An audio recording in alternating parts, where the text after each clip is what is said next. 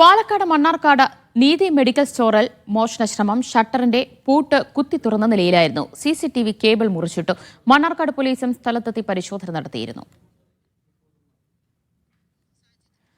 സാജിദ അജ്മൽ വിവരങ്ങൾ നൽകും. സാജിദ, മെഡിക്കൽ സ്റ്റോറിൽ വെറും മോഷണശ്രമമേ ഉണ്ടായിട്ടുള്ള എന്തെങ്കിലും നഷ്ടമായിട്ടുണ്ടോ?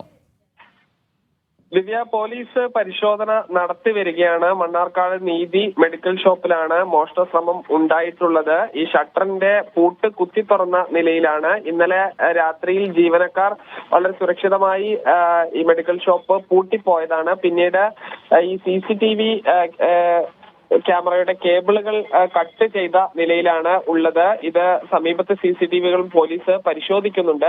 രാവിലെ പത്രമിടാനായി വന്ന പത്ര ഏജന്റാണ് ഈ മോഷണം നടന്നതായി അറിയുന്നത്. ഉടൻ തന്നെ പോലീസിനെ വിവരം അറിയിച്ചു. മണ്ണാർക്കാട് പോലീസ് എത്തി വിശദമായ പരിശോധന നടത്തിക്കൊണ്ടിരിക്കുകയാണ്.